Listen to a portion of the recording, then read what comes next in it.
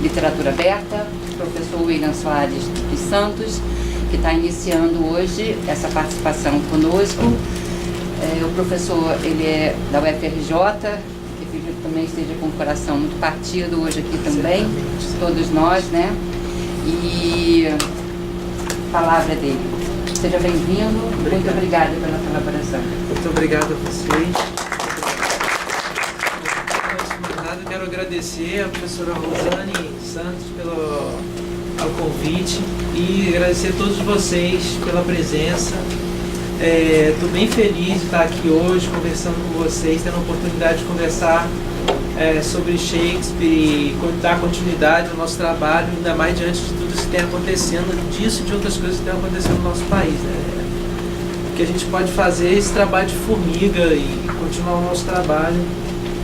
E, obviamente, as outras coisas dependem dos nossos governantes, é claro, também de nós, estarmos ali lutando, mas, enfim, pessoas que são, a quem são atribuídos esses cargos aí para cuidar da gente.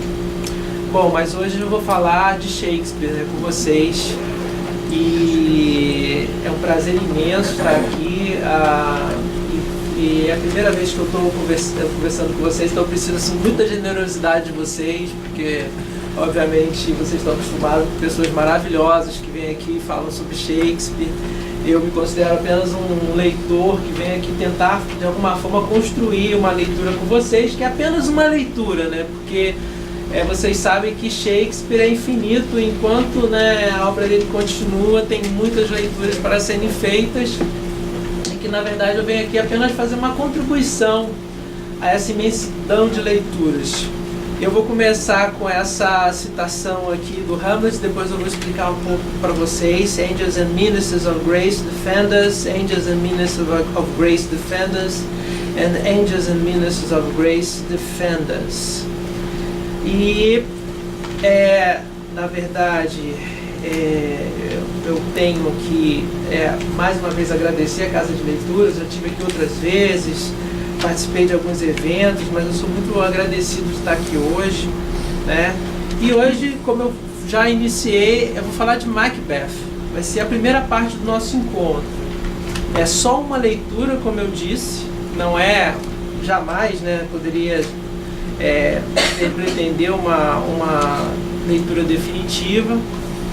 Como Rosane falou, eu sou professor da FRJ atualmente e faço parte também do PEN Clube do Brasil, porque também como escritor e tudo mais, tenho um trabalho como escritor. Antes de começar a falar propriamente do texto, eu gostaria de dizer um pouquinho, muito brevemente, sobre o meu encontro com Shakespeare, né? O meu encontro com Shakespeare ele se deu na universidade.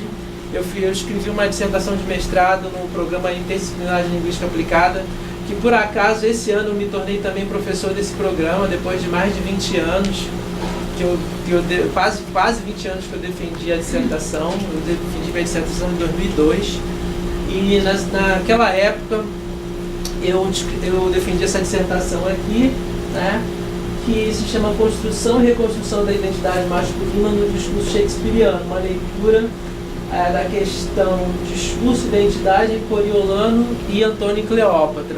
Também falei um pouco de Júlio César, mas o meu foco foi Coriolano e Antônio e Cleópatra.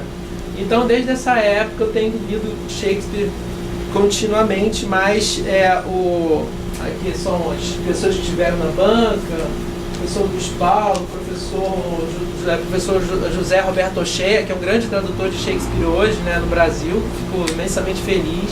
Ele já era, na verdade, um grande tradutor de Shakespeare, mas ele saiu lá de Santa Catarina para vir aqui na minha banca, foi super feliz. E a minha grande professora, que é a professora Marlene Soares dos Santos, que é uma das maiores especialistas de Shakespeare da atualidade. eu fui aluno dela há muito tempo atrás e ela absolutamente não é responsável pelos meus erros, por qualquer besteira que eu fale aqui, mas ela com certeza é responsável pelas boas coisas que eu consegui construir com ela sobre Shakespeare, né?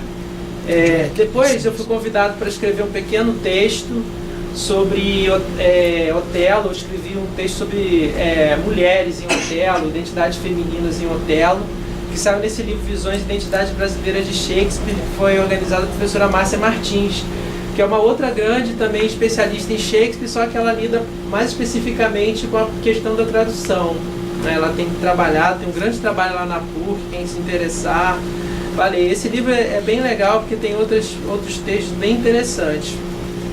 Quem quiser saber um pouco mais do meu trabalho, eu tenho um site, que é o William Soares dos Santos, tudo junto, né? E tem uma parte assim, tem vídeos, enfim, nesses vídeos tem algumas aulas introdutórias sobre Shakespeare. Se vocês tiverem curiosidade, vão lá ver. Tem 2 aulas lá, que é uma breve introdução ao teatro de Shakespeare, no qual eu faço todo um percurso de introdutório, eu explico muita coisa lá, uma aula, são 2 aulas grandes. Na verdade eu gosto mais da última, que foi na casa na Estação das Letras, que eu falo de bastante coisa, tive 2 horas para ficar falando assim, uma breve introdução de Shakespeare. E tem outra que é uma leitura também muito breve do Rei Lear, né, do King Lear.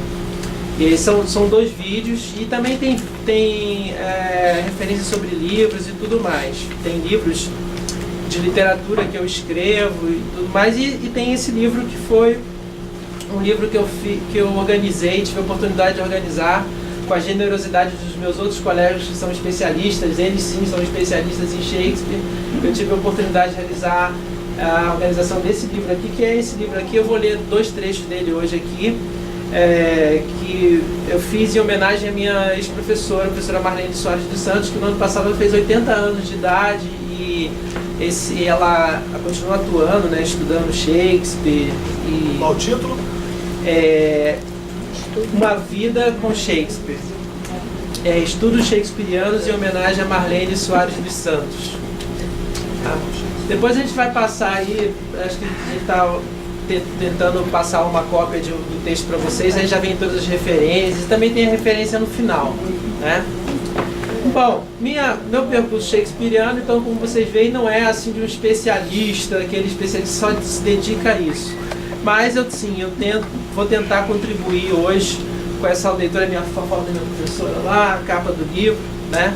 Mas vamos falar sobre Macbeth, né? Que hoje nós viemos aqui para falar sobre ele. Eu pensei em hoje trabalhar um pouco as bases da peça. É claro que as bases também são o que dá para trabalhar, né? Porque o que eu posso chamar de bases, vocês podem entender como fundamental, mas assim, foi o que eu pude organizar para hoje. E no nosso próximo encontro, eu proponho assim, fazer exercícios com vocês, alguma coisa mais argumentativa. Então hoje acredito que eu vou falar um pouco mais, e na próximo encontro eu estou elaborando uma série de exercícios para que vocês façam entre vocês. Vamos ver se eu consigo fazer isso, né? Esse semestre eu orientei uma aluna minha de especialização, que ela dava aula de Shakespeare na escola pública. Isso é muito legal. Tem toda uma área de educação em Shakespeare hoje em dia, inclusive lá na Universidade de Birmingham. Tem também, já tem um centro de especialização só de Shakespeare e educação, né? E isso é muito bom, porque as áreas que você vê do estudo shakespeariano são amplas também. Eu já disse isso lá naquela minha fala introdutória sobre Shakespeare, e hoje vamos falar um pouquinho sobre Macbeth.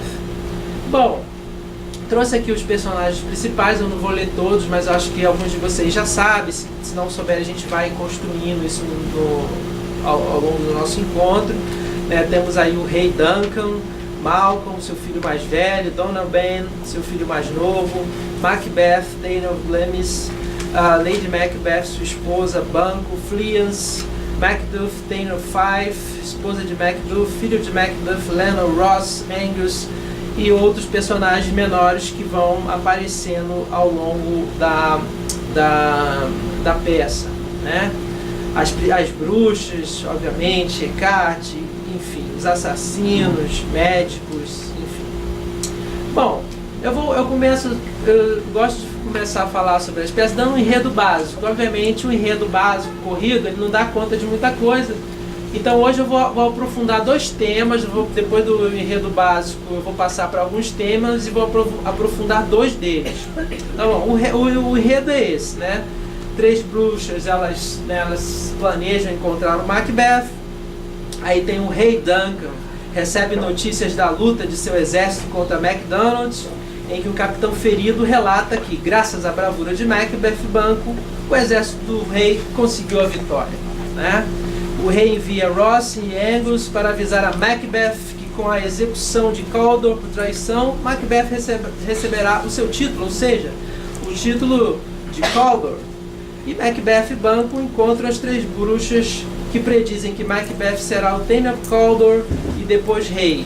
Elas predizem ainda que Banquo será pai de uma linhagem de reis.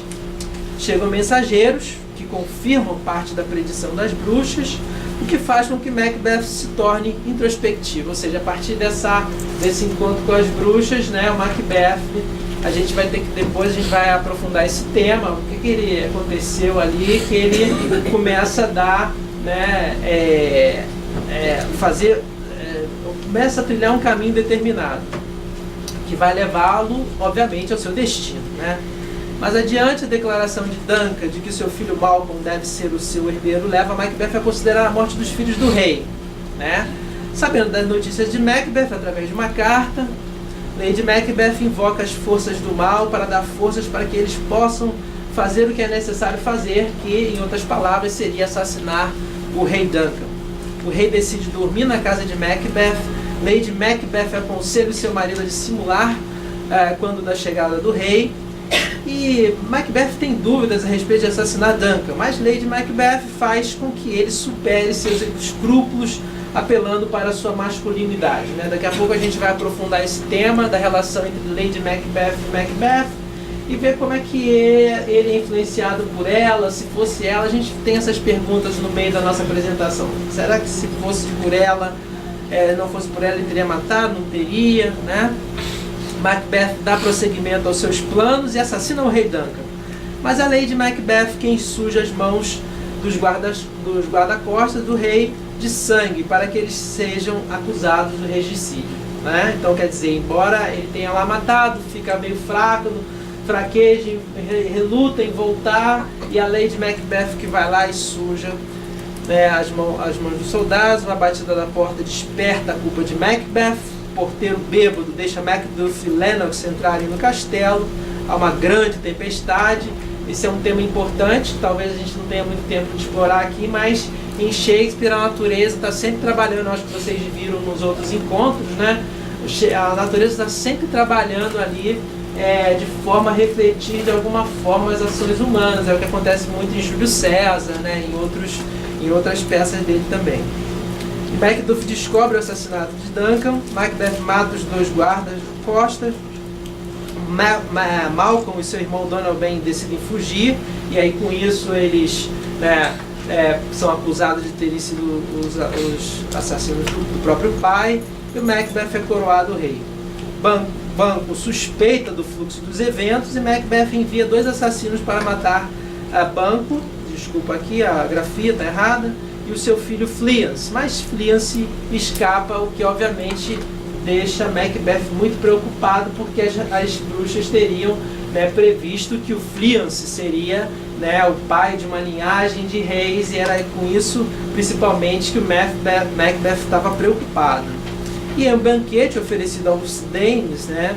Macbeth é assombrado. Vocês sabem, eu acredito que alguns de vocês sabem, mas é o equivalente, seria o que mais ou menos equivalente a barão. Não tem uma tradução muito exata, mas seria mais ou menos barões lá do reino da Escócia. Macbeth é assombrado pelo fantasma de Banquo, né? E essa cena é fundamental porque a gente tem a impressão que ele vai, né, sucumbir ali, porque é uma cena de uma profunda densidade psicológica, mas aí a Lady Macbeth também mostra uma força impressionante e ela tenta reverter a situação. Depois, numa cena, as 3 bruxas são repreendidas por Hecate. Quando Macbeth procura as bruxas, elas reaparecem, confirmam suas predições, mas falam através de enigmas, né? Isso é uma das características das bruxas, que é uma característica central da obra, que elas vão sempre falar através de enigmas. Elas vão, né, sempre se reportar através de uma fala um pouco enviesada, que dá margem a múltiplas interpretações, né? Macduff vai para a Inglaterra, onde Malcolm avalia sua lealdade. Macbeth ordena a morte da mulher de Macduff e de seus filhos. E Macduff, sabendo disso, jura vingança. A partir daí, a Lady Macbeth é cometida pela culpa, sonambulismo, né, numa cena que é emblemática para a peça. Ela tenta lavar as mãos, né, no sonho, ela vê sangue nas suas mãos. E o exército comandado... Mas a partir desse momento, ela meio que desaparece, né, não volta mais. A peça. O exército comandado por Malcolm marcha sobre Dunsinane, onde Macbeth permanece isolado após a morte de Lady Macbeth. Durante a luta, o jovem Silas é morto. Pouco a pouco, as profecias enigmáticas das bruxas vão se cumprindo, mas obviamente de uma outra maneira, que serão maneiras que não esperavam Macbeth, né? E Macduff e Macbeth lutam, Macbeth é morto por Macduff e Malcolm é declarado rei. E aí, basicamente, é isso que acontece na peça, mas, obviamente, Shakespeare é magnânimo em cada momento desse, né, dá pano para manga, por isso que a gente está estudando essa peça 400 anos depois. Vou falar um pouquinho da provável data da composição. É mais ou menos 1606, até uma outra fala minha do Rei Lear, eu cometi um erro, botei lá 1608, mas, na verdade... Tudo leva a crer que foi escrita em 1606. Assim, não tem um documento que diga que ela foi escrita em 1606, mas a gente sabe como que a gente sabe? Por comparação com outras peças, com eventos aos quais a peça faz referência, né? Então eu coloquei aqui. Embora não seja possível afirmar a data precisa da composição e da primeira encenação da peça, a data de 1606 é estabelecida a partir do confronto com ligações com outras peças do período, principalmente, né? A peça The Night of Burning Castle, impressa em 1612, escrita em 1607 de Francis Beaumont, por exemplo, traz provável referência à cena em que Banquo aparece como fantasma do banquete ofertado por Macbeth. Na peça de Beaumont, o personagem Jasper finge ser o fantasma e aparece ao mercador que o teria enganado justamente no banquete. Então, assim, a gente tem que levar em conta que o teatro elisabetano, ele trabalhava num processo de retroalimentação. Aí eu vi a peça do outro e esse negócio é legal, vou copiar e vou botar na minha peça também. Porque, obviamente, vocês que já estão acompanhando os ciclos, sabem da importância do teatro elisabetano já, né? Então vocês sabem que o teatro elisabetano era realmente um centro de cultura impressionante naquele período elisabetano e jaimesco, né? E, obviamente, havia toda uma vida cultural ali que o teatro refletia.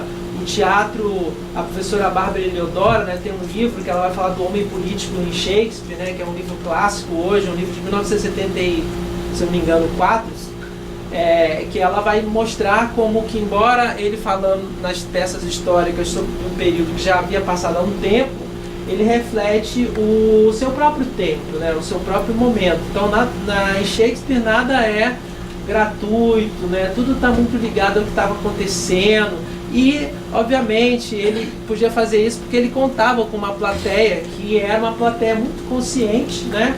E podia perceber isso. E a consciência também, né? Isso eu também já apontei em outros momentos. A consciência tem a ver também com toda uma cultura oral que existia, que, embora as pessoas, a grande maioria delas não soubessem ler ou escrever, elas tinham uma cultura oral muito forte, que, de certa forma, nós perdemos. Na verdade, nós perdemos, podemos dizer que perdemos, assim. Porque as pessoas eram capazes de declamar, de gravar falas imensas, isso fazia parte da cultura. e inclusive elas eram capazes de perceber aqueles versos de Shakespeare, né? Porque vocês sabem que ele falava num verso especial, que é o pentâmetro, né? Iâmbico, e as pessoas eram capazes de seguir aquele ritmo, inclusive até para perceber quando ele não usava esse tipo de verso, porque alguma coisa estava acontecendo ali, tá? Então, o outro exemplo, né, é na peça Língua de Thomas Tompkins, desculpa, registrada no Stationery Register em 23 of February 1607. Quer dizer, o Stationery Register, eu não sei se vocês tiveram a oportunidade de ver, mas era tipo assim um livro que existia lá na Inglaterra, que se registrava vários tipos de atividades, não só de teatro, mas atividades comerciais e de profissões diversas, né? E através desse livro a gente sabe que algumas peças foram encenadas em determinado momento ou não, né? E é muito interessante vocês perceberem como outras formas, né, de anotações, elas são entrecruzadas para que a gente possa ter uma datação mais ou menos, né, aceitável do que foi feito naquela época. Então, nessa peça é uma referência ao sonambulismo de Lady Macbeth, na cena em que uma das personagens principais, chamada de Língua, revela em estado de sonambulismo um crime feito com a ajuda de outro personagem. Então vocês veem que ainda é esse processo de retroalimentação, né? Aí eu vi uma coisa aqui interessante, então eu vou levar para minha peça também, né? Há também muitas similaridades entre a peça de Shakespeare de John Marston, titulada Sofonisba, que essa também foi registrada no Stationery Register em 17 de março de 1606. O que leva a crer que Shakespeare teria tomado emprestado algumas das ideias cênicas e textuais que aparecem na peça de Marston, né? E as primeiras, obviamente, a história da encenação de Macbeth, como a história da encenação de todas elas, você pode se doutorar só na história da encenação de uma determinada peça, porque assim, tem toda uma história, né? Lá, por exemplo, quando eu falei de Rei Lear, eu falo, né, que hoje a gente não consegue imaginar que Rei Lear não foi encenada por praticamente 200 anos. Aí quando começou a ser encenada na restauração, mudavam o final, faziam um final feliz, na verdade. Mas outras peças, por exemplo, eu não consigo imaginar, por exemplo, O Sonho de uma Noite de Verão não foi encenada por mais quase 300 anos, porque as pessoas tinham... Porque é uma peça extremamente sexual, muitas referências também ao mundo mítico, mágico, né? E ela ficou muito tempo sem ser encenada. Mas o Macbeth teve assim uma certa regularidade, mas ele é retomado também ali depois do período jacobino. Algumas pessoas falam jainesco, mas eu tenho um pouco de dificuldade com essa palavra, então eu falo o período jacobino, né? O período do rei James I da Inglaterra e VI da Escócia. Tem o período do filho dele, Carlos I, mas o que eu andei estudando é que a peça é mais retomada mesmo na restauração, e depois ela tem assim uma certa continuidade, né? É claro, com altos e baixos, mas no século XX ela tem assim, ela é sempre vista com muito sucesso, né? Inclusive porque por causa das questões políticas a gente vai encontrar, depois eu vou mostrar para vocês quando a gente falar um pouco das versões cinematográficas, que ela vai assim assumindo feições políticas do momento ali, né, em que ela é encenada, né?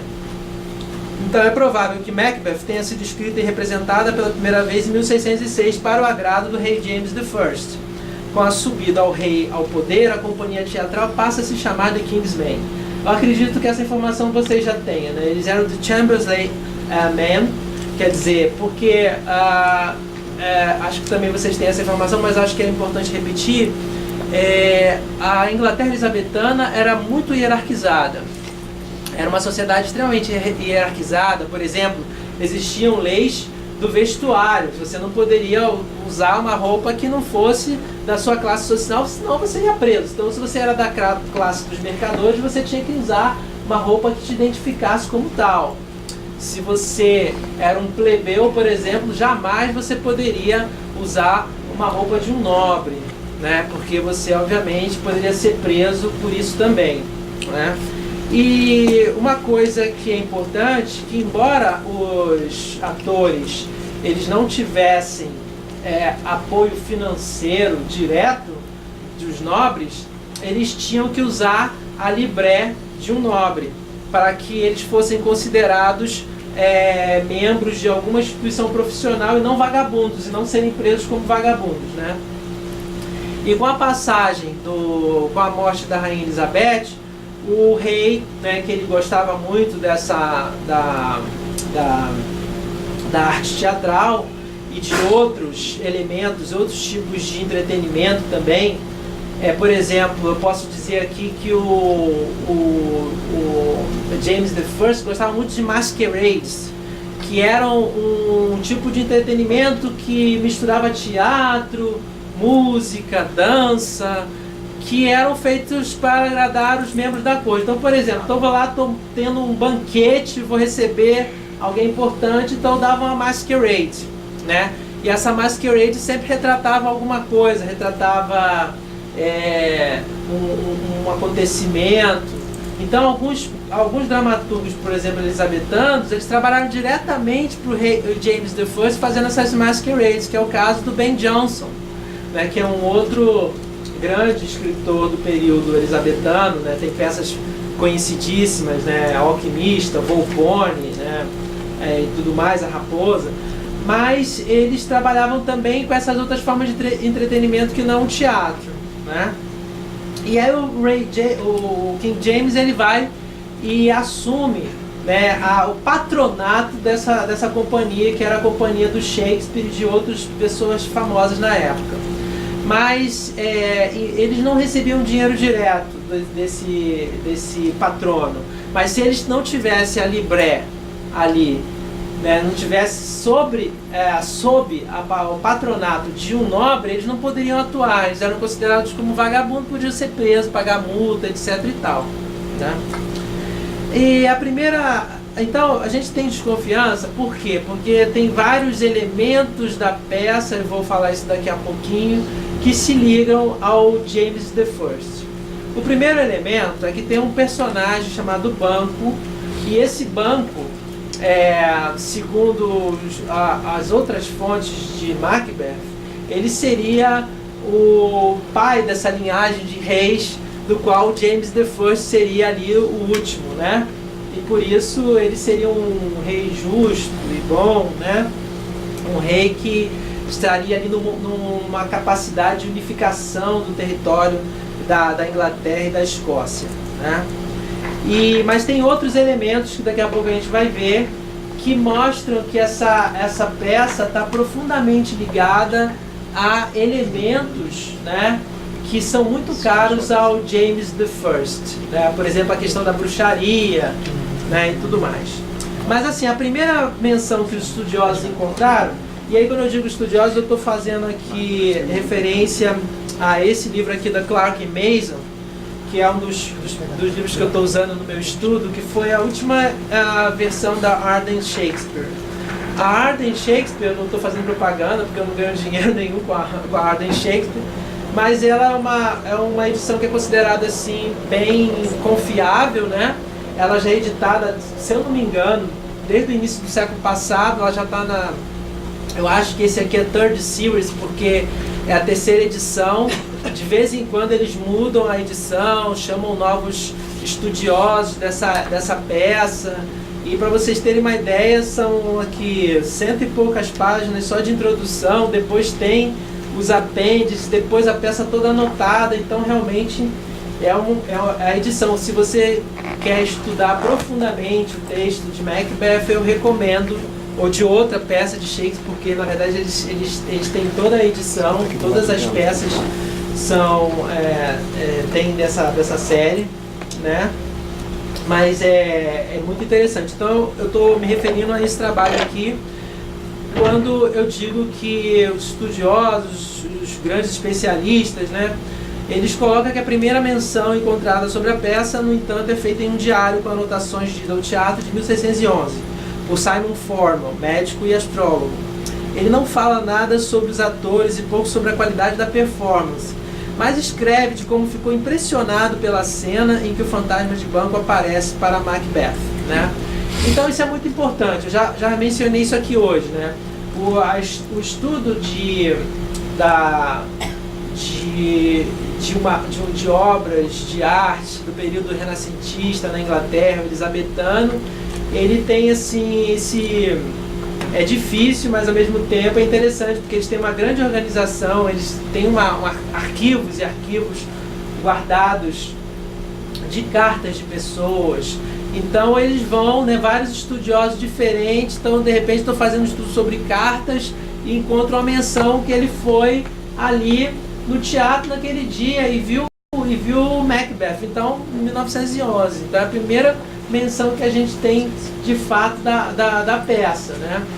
E tem vários outros diários que são estudados de pessoas que inclusive circulavam pela Europa na época, de embaixadores, de representantes comerciais, que fazem menção a Shakespeare e as peças dele, por isso que a gente pode fazer um entrecruzamento, né? E também, depois que vocês procurem com calma, né, um outro elemento também é que a sociedade elisabetana era uma sociedade altamente vigiada, né, pelas questões políticas. Vocês sabem que a Inglaterra rapidamente passou de um país católico para protestante, depois católico de novo, e depois protestante de novo com a Elizabeth, né? Então, na verdade, a Elizabeth é uma das primeiras, eu acredito, a primeira a instituir um verdadeiro e amplo serviço secreto, né? Eu costumo dizer que ela, na verdade, é a mãe do 007, porque ela fundou praticamente, né, o MI6, porque ela ia lá nas universidades, os agentes, os responsáveis cooptavam os estudantes para serem agentes, né? E ela mandava agentes pelo mundo todo, né? E não só pelo mundo todo, mas pelas cidades. Por exemplo, há pouco tempo eu vi um documentário muito legal, que agora eu esqueci o nome, desculpem, mas enfim, depois eu posso até trazer para vocês, mas que mostrava que tinha um agente secreto ali na cidade de Stratford-upon-Avon que sabia que o pai do Shakespeare negociava lã escondido, né? Então a gente sabe que teve um período que ele negociou lã, além de luveiro, foi um negociador de lã, mas que ele negociava de madrugada para não pagar o imposto, né? Então tinha isso também. E é incrível, só para fechar esse parênteses, lá em algumas bibliotecas da Inglaterra, né, com a Biblioteca de Londres, você pode agendar e ir lá ver os documentos originais, eles têm tudo guardado, né? Uma coisa assim que dá, infelizmente, inveja, porque tem um robô que pega aquilo lá e faz assim, traz para você, aí você vai lá de luvinha e vê aqueles documentos, anotações mesmo da época, e por isso que a gente sabe muita coisa que acontecia lá, né? E como é que chegou aqui, né? Chegou a nós o texto de Macbeth, né? Vocês já sabem, né, que os textos da época elisabetana, eles chegaram até nós através, basicamente, dois tipos de publicação, os folhos e os quartos, né? O folho, ele era dobrado em dois,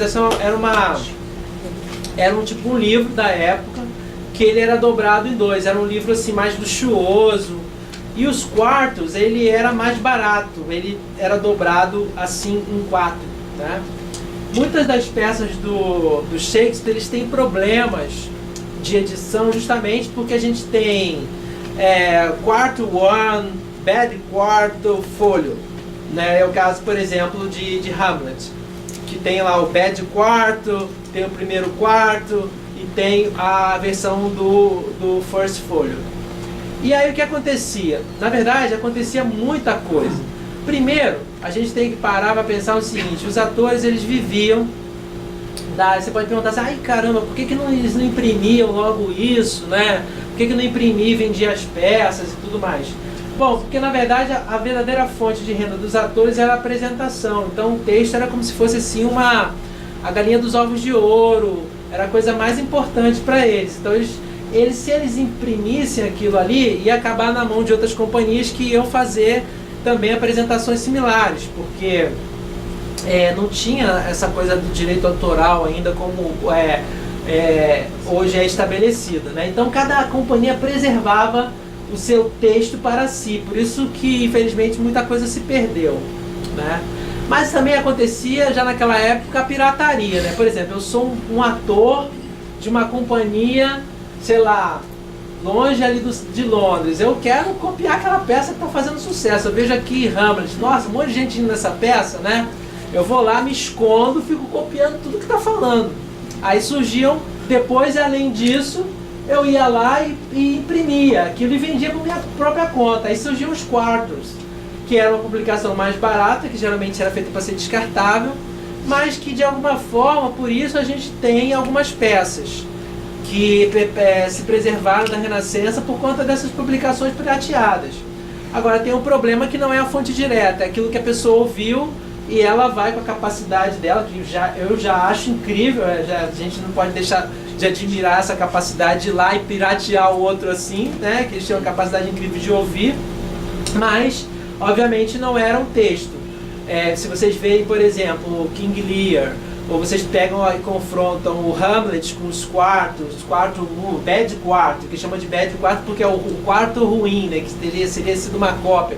O primeiro quarto e o folho, vocês vão ver que a mudança textual em alguns pontos fundamentais é bem grande, né? Mas a essência está ali, né? É interessante que a essência está ali. E é por isso que os autores eles preferiam não publicar, né? Porque eles perdiam muito com isso. Agora, com a publicação do First Folio, que a gente chama de First Folio, que foi o primeiro folho, a reunião das peças de Shakespeare, como vocês sabem, foi feito em 1623 pelos amigos da companhia dele. E a gente chama de First porque também tem o Second e o Third Folio, que aí começa a coisa a ficar mais complicada, mas como o First Folio foi muito sucesso, né? A Folger Library, que é uma das principais autoridades de Shakespeare nos Estados Unidos, eles dizem que foram impressos cerca de 750 First Folio.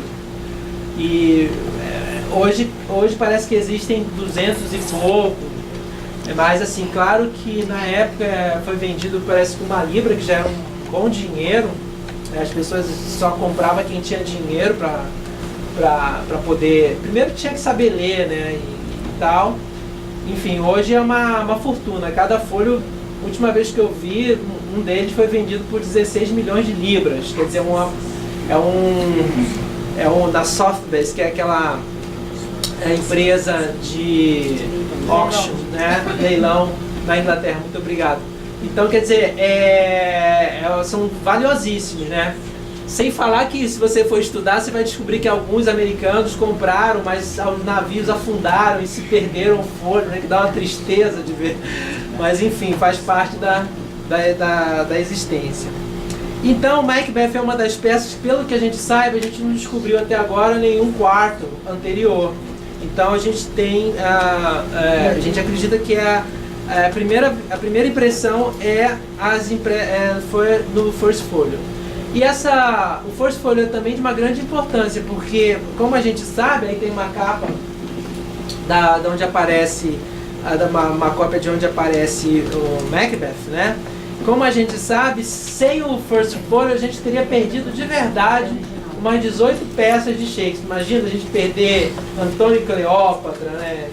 Então, poxa vida, o Hamlet tinha um quarto, Lear também, mas muitas peças aparecem pela primeira vez no First Folio. Então, sem esse compromisso dos amigos deles de fazer esse trabalho 7 anos depois da morte de Shakespeare, né? A gente teria perdido aí obras fundamentais aí da humanidade, e eu nem quero imaginar se esse sacrifício não tivesse sido feito, né? E a tradução que eu utilizo aqui é do Elvio, né, que é baseado, acredito eu, em diversas edições. Principalmente eu estava vendo aqui, ele se baseia muito no Alan Durban, né, de 1984, e no Cambridge University Press de 1998. Eu escolhi essa tradução porque eu gosto da internalidade, né? Você está lendo o texto em inglês e tem ali a tradução em português, então você vai comparando, você vai fazendo, eu acho bem interessante. Mas eu gosto muito também, por exemplo, da tradução do Manuel Bandeira, que é uma tradução clássica que a gente utiliza aqui, extremamente poética. Nossa, Manuel Bandeira, tem o Macbeth traduzido pelo Manuel Bandeira, né? Uma coisa incrível. E, obviamente, essa sobre a qual eu já falei, que é a edição da Arden, feitas aqui pela Sandra Clark e a Pamela Mason.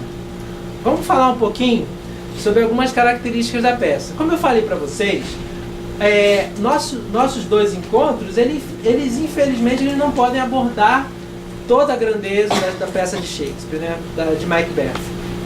Embora ela seja, como alguns de vocês já sabem, né, ela é a peça mais curta de Shakespeare, mas que tem uma ação extremamente veloz e tudo mais, mas ela tem uma densidade humana muito grande, então a gente não pode abarcar tudo. Mas algumas particularidades do texto.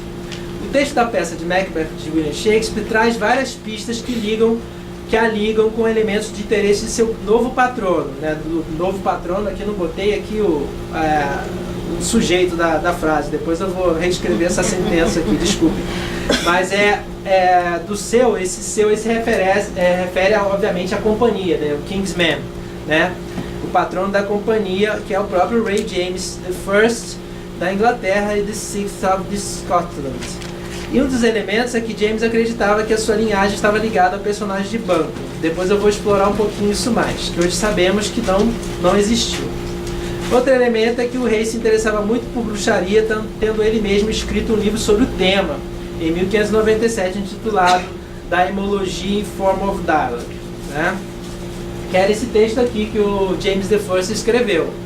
E, na verdade, esse texto, eu não tive a oportunidade de ler o texto, mas um dia eu quero ler, para fazer mais comparações e tudo mais. Mas assim, eu li algumas críticas sobre o texto, e que falam, na verdade, que ele vai recuperar alguns julgamentos de bruxas que teve na Escócia, e ele vai, na verdade, dialogar sobre esses julgamentos e sobre práticas de bruxaria, sobre rituais de bruxaria, né?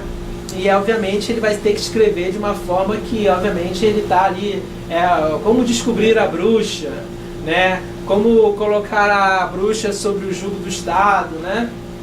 E obviamente, quando a gente fala disso, a gente tem a gente pode fazer todo um estudo feminino, de como é que feminino a mulher era tratada nessa época. Se você fosse muito diferente, você corria o risco de ir para a fogueira ou sofrer ali, né, torturas extremas, se você fosse um pouco diferente, se você tivesse um gato, se você curava muita gente, se você, né, então tinha que tomar cuidado com as suas práticas do cotidiano, né? E a peça alude ao julgamento da conspiração que foi conhecida como Gunpowder Plot, conspiração do barril de pólvora. Essa conspiração, a gente pode até falar um pouco ela no próximo encontro, mas eu não vou ter tempo de falar muito sobre ela aqui. Mas vocês imaginam, né? Nesse período a Inglaterra estava passando por um período assim de turbulência, porque primeiro tinha uma rainha que, de certa forma, ela trouxe estabilidade para o país, né? Com a Rainha Elizabeth, a gente sabe que ela, de diversas formas, ela conseguiu trazer uma estabilidade social, né, para a Inglaterra, e por isso, inclusive, que houve o Renascimento pôde chegar à Inglaterra. Lá na minha aula sobre introdução, né, ao teatro de Shakespeare, eu falo um pouco sobre isso, porque na verdade vocês sabem que o Renascimento italiano ele surge 300 anos antes do Renascimento inglês, né? Nas cidades de Florença, vocês sabem que Dante, Boccaccio e Petrarca, né, Dante nasce em 1265, se eu não me engano, e eles vão ali nessa época, entre né, no século XIII e XIV, o Renascimento italiano está no seu maior esplendor, né? Mas ele demora a chegar na Inglaterra. Por quê? Porque, obviamente, a Inglaterra primeiro era uma ilha, né? Primeiro era uma ilha, ela estava afastada do continente e as coisas demoravam a chegar, a gente não tinha celular na época, obviamente vocês sabem disso, estou aqui uma butada, né? Não tínhamos assim comunicação rápida, mas, obviamente, e também tinha uma outra questão que era de internal turmoils, ou seja, as questões internas na Inglaterra. Então havia guerras civis, né? Eu não sei citar aqui de cabeça, mas a gente pode citar aqui as principais, a Guerra das Rosas. Enfim, tem guerras que na Inglaterra que duraram 100 anos, né? Guerra de famílias e tudo mais. Então tudo isso impediu que o Renascimento ele chegasse na Inglaterra da mesma forma que nos outros países do continente europeu. Demorou, né? Mas quando ele chega, quando a rainha da Inglaterra ela, né, faz aquela propaganda, né, a rainha virgem e tudo mais, ela consegue estabelecer, ela foi muito hábil em estabelecer aí um circuito que envolvia economia, religião, né? E aí, quer dizer, quando a economia vem, a Inglaterra deixa um pouco de lado essas guerras, não que não tivesse tido guerras internas e que não tivesse tido guerras também internacionais, por exemplo, a guerra com a Espanha foi muito marcante, lá em 1585, naquele período ali, mas, obviamente, ele tinha um pouco mais de estabilidade e com isso o que aconteceu? Floresceu o teatro, floresceu a filosofia inglesa, a poesia, então você tem mais espaço para isso, né? Mas acontece, o que eu fiz toda essa viagem? Para falar do Gunpowder Plot. Mas a rainha da Inglaterra, ela no final da vida, ela também teve que lidar com algumas turbulências, né? Algumas pessoas tentando tomar o poder, porque ela estava morrendo sem deixar herdeiros diretos. E depois que o James I, que era primo dela, veja essa ironia, a rainha Elizabeth mandou matar a mãe dele, né? A Mary of Scots, né? Mas ele assume o poder e muita gente não estava satisfeito de ter um rei escocês ali, né? Dominando todo, né, a Inglaterra e a Escócia. E obviamente esses grupos eles tentaram matar o rei numa ida que ele vai para o parlamento, botam lá vários barris de pólvora embaixo de onde ele ia ficar para explodir, mas ele consegue se salvar. Mas a gente sabe que o Shakespeare ele faz referências bem diretas que são assim mostradas pelos especialistas dessa Gunpowder Plot. E um outro acontecimento que as bruxas citam ali do navio, né, que chama The Tiger, faz referência a um navio que chegou, né, no porto de Milford Haven em 27 de junho de 1606, após uma terrível viagem que grande parte de seus membros foi atacada por piratas, né?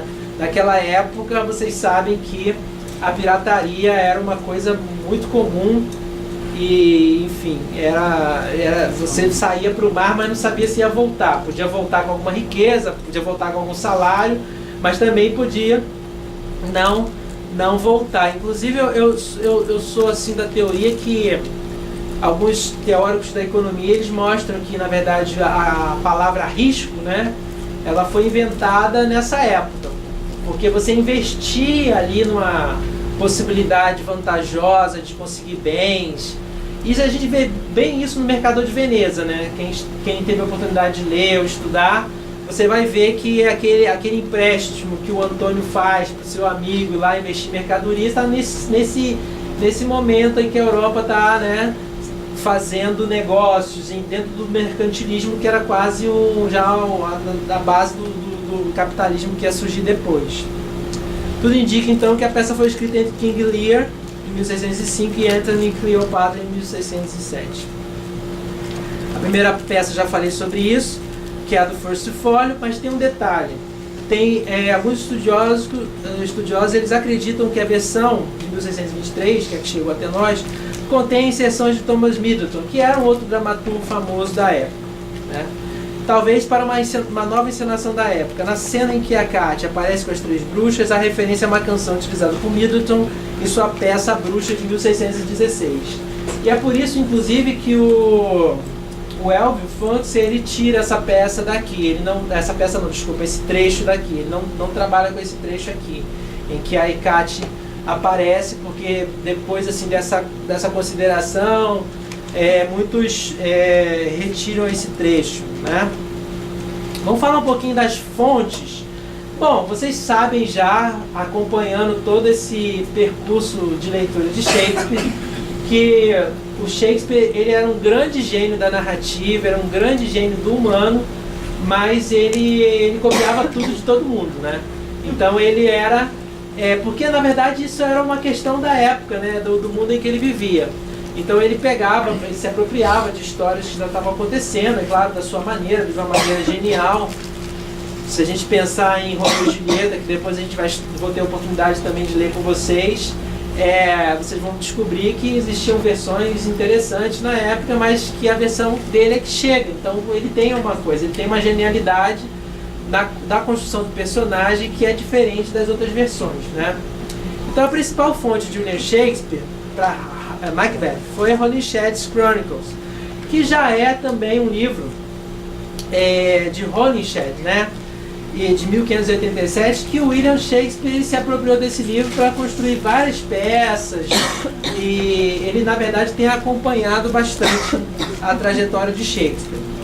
Como sempre, o Shakespeare ele reformulou o texto de Holinshed bastante, como por exemplo construindo o personagem de Duncan como rei justo e suprimindo o longo período histórico de paz do reino de Macbeth, né?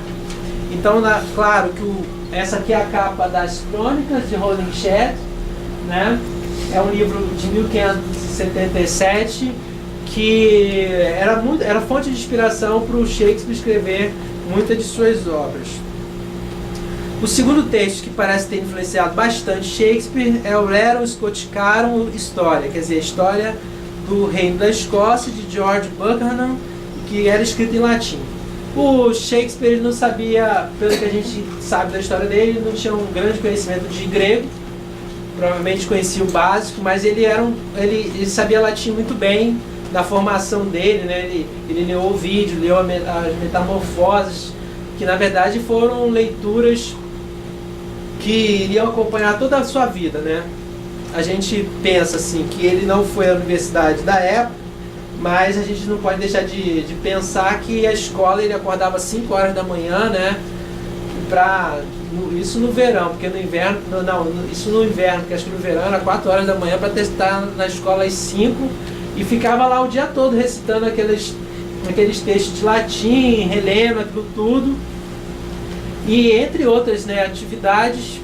E não tinha como não entranhar, né, nele, tinha toda uma tradição, mesmo na escola oral, que ele foi absorvendo. Ele sabia latim muito bem, pelo que a gente sabe.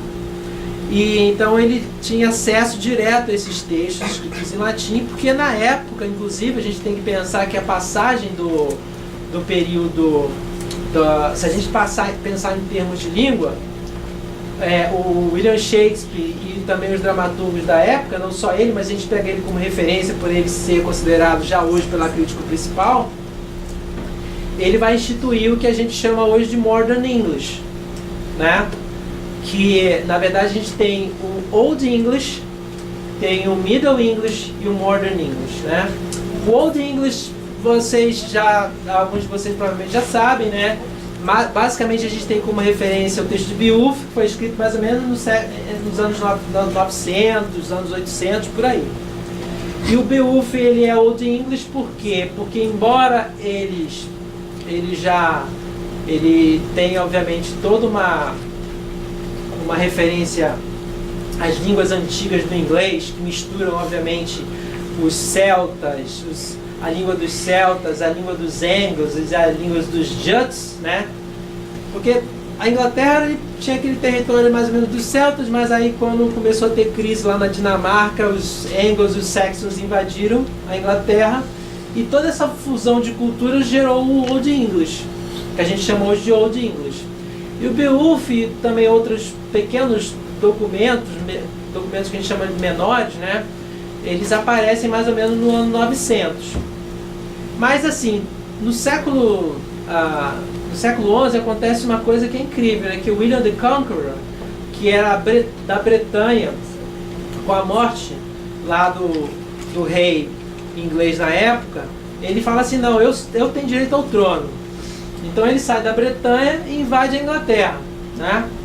E quando ele faz isso, e ele consegue, obviamente, conquistar a Inglaterra, ter direito ao seu reino, ele vai trazer para a Inglaterra duas novas línguas. Primeiro, que é o francês bretão, e o segundo, que é o latim, porque o latim na época era a língua de organização, era o inglês de hoje. Todo mundo que tinha um emprego, né, que estava em altos escalões tinha que saber latim para poder escrever, que tudo era escrito em latim, né? E na verdade esse Middle English, que é, né, a língua que vai ser usada, por exemplo, para escrever que o Geoffrey Chaucer escreve The Canterbury Tales, ele é essa língua que está ali nessa fusão do século XIII, que vai fundir, né, que vai ter uma fusão ali entre o Old English, o francês bretão e o latim. Então essa língua vai ser o Middle English, que já é muito próxima do Modern English. Só que ela vai ganhar a substância, a forma que a gente conhece mais ou menos hoje, né, a partir do Modern English, que é a língua que os dramaturgos ingleses utilizaram para anotar, para escrever as suas peças, né? Então a gente tem assim o William Shakespeare como referência da língua que estava sendo falada ali também. Então é um outro campo de estudos, que é o campo linguístico, da formação da língua inglesa, que estava se constituindo naquele momento ali, né? E voltando aqui, não tendo saído obviamente, no outro livro, que é a história de James Scotorum, quer dizer, a história do povo escocês, de Hector Boyce, publicado em 1527, que é uma publicação mais antiga, reparem bem, é onde os personagens de Banquo, as bruxas e Lady Macbeth aparecem pela primeira vez. Muito provavelmente com o objetivo de promover uma justificativa histórica para a linhagem dos Stuart, que era o rei James I, era da casa dos Stuarts, né? E uma vez que constrói Banquo como sendo o ancestral da linhagem dos Stuarts, e fabulando a profecia de que os descendentes de Banquo seriam os reis justos da Escócia, enquanto utilizava a figura das bruxas para construir a visão de que Macbeth teria conquistado o poder através de forças supernaturais sinistras, né? Na verdade, a gente sabe depois, com estudos, que os Stuarts eles vieram de uma família bretã também, que vai emigrar para a Escócia algum tempo depois do Macbeth histórico, que governou a Escócia entre 1040 a 1057. Esse é o Macbeth histórico, né? E que teria vivido em 1005 e 1057. Sobre esse a gente não vai poder falar muito mesmo, porque eu também não li muito sobre, mas que eu sei que ele não foi esse vilão que aparece na peça, mas obviamente Shakespeare vai e também os outros autores vão utilizar para criar, né, para glorificar a figura do rei James I. Se Holinshed aceita a versão de Boyce de Macbeth como rei tirano, William Shakespeare viu as possibilidades dramáticas da narrativa, tal como construída por Holinshed, né? Então ele vai aproveitar ali os elementos, ele vai ampliar, digamos, a força da dramaticidade, né? E, obviamente, a gente sabe que quando a gente lê Shakespeare, a gente tem que levar em consideração isso, que uma narrativa, um romance, né, tem uma outra característica, porque você pode desenvolver o personagem ali, ficar... Na verdade, era para isso mesmo. Até o século XIX, sei lá, você lá comprava um Dostoiévski. Nossa, você queria comprar aquilo para ficar lendo vários meses, né? Porque, inclusive, o livro era caro. Então, você ficava lendo cada detalhe, né, ali do texto. E são são formas narrativas que hoje nós não apreciamos, até dentro do próprio romance, né? Porque a gente, nossa, esse romance não anda, né? Outro dia eu fui ler, outro dia não, já há alguns anos eu fui ler Drácula, né, de Bram Stoker, e eu fiquei, que é um livro de 1800 e, se eu não me engano, finalzinho, não sei se 1887, por ali, no final do século XIX, e eu fiquei super espantado, claro que com todas essas leituras de Drácula que a gente tem hoje, né, e eu fiquei espantado, nossa, mas como é que o livro se arrasta, né? Aí você tem um café da manhã, aí eles se reúnem pro café da manhã e mostra cada coisa que ele está comendo, né? O que eu gravei ontem, é um livro, inclusive, a Van Lanetre, porque tinha um cientista que fazia gravação de cera, né? Que é o precursor do LP. Então era um livro que ele procurou botar as tecnologias incríveis naquele livro. Mas da época, porque na verdade quem vai caçar o Drácula é um grupo de doutores, de pessoas assim, de pessoas grandes, né? De pessoas que eram, né, os grandes da época, era um cientista, era um médico, eram, né, pessoas assim. Mas assim, eu fiquei espantado como que o texto se arrasta, né? Eu já um leitor do século XXI, sem aquela paciência, né, de ler os detalhes, não estava acostumado com isso, mas é claro que é uma grande leitura, eu recomendo também. Lá em Shakespeare, né, Macbeth, ela tem essa, só pra gente ter uma ideia, que não, sei lá, talvez não interesse muito, mas ao mesmo tempo é interessante trazer que a peça tem 2.528 linhas, né, a versão do First Folio, ou seja, uma das peças, a peça mais breve de Shakespeare, composta tendo em vista a seguinte divisão: 29% em versos, na maioria brancos, e 5% em prosa. Divisão de linhas entre os personagens principais: Macbeth tem 29%, Lady Macbeth 11%, Malcolm 9% e Macduff 7%, né? Uma outra coisa interessante é que nenhuma outra versão da história de Macbeth, Macbeth mata o rei em sua própria casa.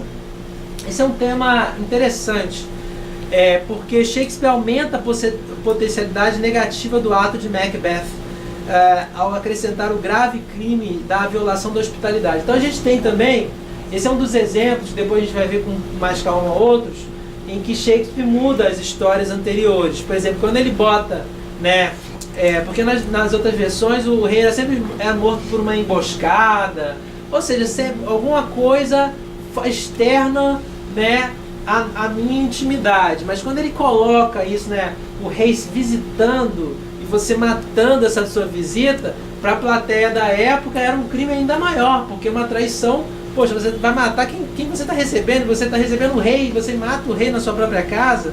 Então, quer dizer, é uma violação da hospitalidade, que não é um conceito novo, não é um conceito, obviamente, renascentista, mas era um conceito que a gente já encontra em Homero, né? Em Homero ele já fala dessa questão da hospitalidade, do homem grego, e de como que isso era valorizado, né, no mundo ocidental. Outra mudança importante é que no texto de Holinshed, Banquo é comparsa no assassinato de Duncan, e posteriormente ajuda Macbeth a assumir o trono. Obviamente, retratar um antepassado do rei como assassino poderia gerar problemas, e Shakespeare muda isso. Então ele é muito esperto também, né? Opa, peraí, não vou botar o Banquo aqui, já que todo mundo está falando que o Banquo, né, é o pai da linhagem do rei, eu não vou botar ele como assassino. Então, e todos os outros textos mostravam o Banquo também ajudando o Macbeth, depois que teria traído o Banquo também. Mas então o Shakespeare é muito também esperto nesse sentido. E aliás, eu devo fazer também um outro parênteses aqui, porque na verdade são muitos parênteses, né? Porque eu fico admirando essa capacidade do Shakespeare de não ser pego, por exemplo, porque ele é um dos poucos. Se você estudar a história do teatro do Renascimento, ele é um dos poucos dramaturgos que não sofreram assim cassação, que não tiveram a sua obra totalmente proibida, porque ao contrário do que muita gente pensa, o mundo elisabetano, como eu já falei para vocês, é um mundo totalmente vigiado, né? E tinha os censores naquela época. Os censores cortavam, né, os textos e tal, proibiam as peças. Tinha peça que às vezes eles liberavam e eles iam assistir, viam o que era, entendia, mandava tirar, né? E a gente não tem assim notícia assim que Shakespeare teria sofrido uma censura dessa natureza. E mais ainda, ele é um dos poucos que não foi preso na época. O Ben Jonson vivia preso. O Ben Jonson fazia uma peça, prende ele, né? Falou mal do rei. Tem uma peça que ele foi se eu não me engano, Isle of Dogs foi uma que ele foi preso logo no início da carreira, passou, né, teve o dedo cortado, quase que ia ser condenado e tal. Ele foi absolvido para não ser preso, por exemplo. Mas acho que, se eu não me engano, Every Man Out of His Humor, também, que ele faz brincadeira com os escoceses, eu acho que ele foi preso, se eu não me engano, ele também foi preso. Então ele sofria, assim, foi perseguido, embora o Ben Jonson tenha sido um dramaturgo que tenha vivido basicamente de fazer masquerades pro rei, né? Ele fez muitas masquerades, ele basicamente vivia, se você pegar a Ben Jonson, pegar a produção do Ben Jonson, que nasce em 1572 e morre em 1637, né? Ou seja, o Ben Jonson é um dos poucos dramaturgos. Um dia a gente pode fazer um curso sobre Ben Jonson, né? Porque ele é um dos poucos dramaturgos que ele atravessa três reinados. Ele vai pegar o período elizabetano, o jacobino e o carolíneo, né? Do Carlos I. Não o carolíngio, que é do Carlos Magno, né? O carolíneo do Carlos I. Então ele viveu esses 3 períodos. Então é bem interessante, assim, para você ver como é que era a vida naquele período ali. Mas o Ben Jonson é um outro estandarte do teatro da Renascença inglesa, que é interessante de ver. Mas ele, ao contrário do Shakespeare, por isso que eu disse tudo isso, ele vivia sendo preso, perseguido, iam lá e cortavam os textos dele. Muitos dos textos dele se perderam também por causa disso. Isle of Dogs, se eu não me engano, é um texto que não chegou até nós, inclusive por conta disso, eu acho. Qual o período de vida dele? Ele nasceu em 1572 e morre em 1637. Depois você procura no Google para confirmar, mas eu acho que é isso. É isso, você achou? Tá certinho? Então, a minha memória não está tão falha assim, né? Então, outra mudança importante, essas foram as 2 mudanças que a gente viu.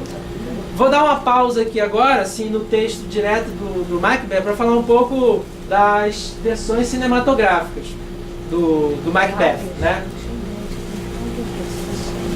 Então, na verdade, tem muito mais versões cinematográficas do que eu coloco aqui. Mas, assim, é um outro estudo. Inclusive, hoje a gente vai ler um texto falando de cinema e Macbeth, mais especificamente sobre o tema das bruxas. A gente fez aqui umas cópias, daqui a pouco a gente vai passar para vocês aí. E é interessante ver que, como eu falo para vocês, como eu já falei, né, eu acho que os filmes, eles refletem muito a atualidade e a geografia de onde aquele filme foi feito, né? Se a gente fizer um estudo, também é uma outra área de estudo, tem professores que estudam isso. Tem o professor Roberto, lá da Faculdade de Letras da UFRJ, que ele é um grande especialista em cinema, em Shakespeare e tudo mais. De vez em quando ele dá uns cursos, acho bem interessante. Mas, assim, eu trouxe aqui os principais que eu lembro. É o Macbeth do Orson Welles, né, que é bem famoso.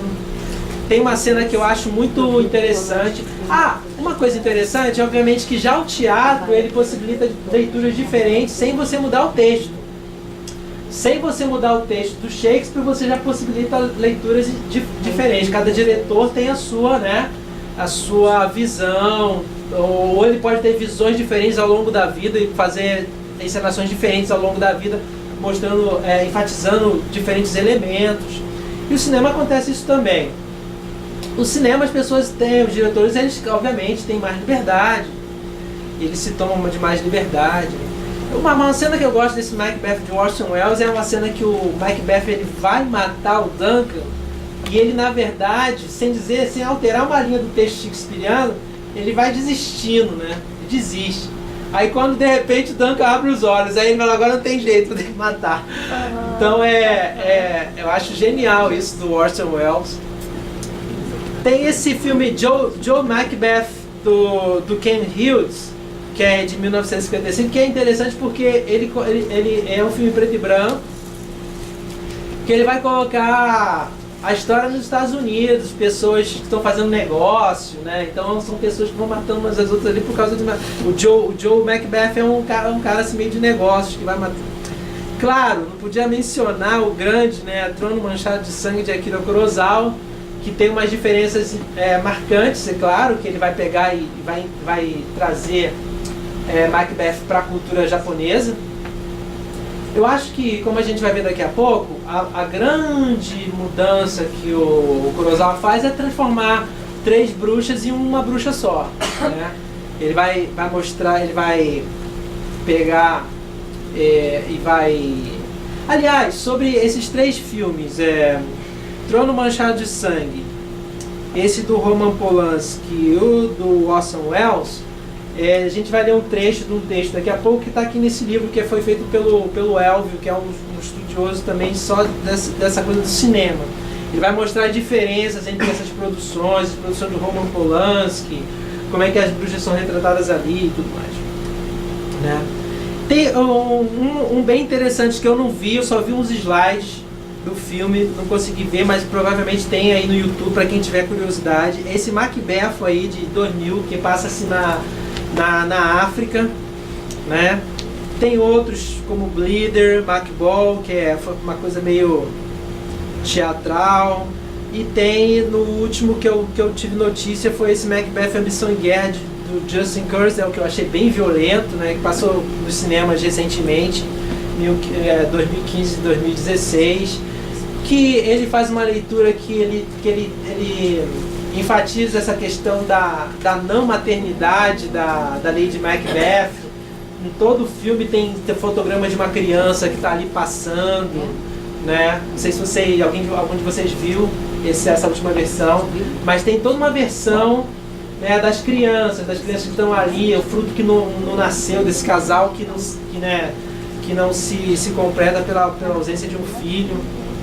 Então é bem interessante essa versão também. No Polanski, ele faz o Macbeth onde as bruxas, assim, ele faz um Macbeth que é bem diferente, porque geralmente é um casal mais maduro que faz o Macbeth, embora o Shakespeare não tenha predeterminado uma idade, mas a história das produções e a história da filmografia mostra que sempre é um casal maduro. Ele coloca um casal bem jovem, cheio de energia, muito sexy, né? As bruxas, por exemplo, na cena final, quando o Macbeth ele entra na caverna, não são só apenas 3 bruxas, mas é uma convenção de bruxas, né? São centenas de bruxas, né?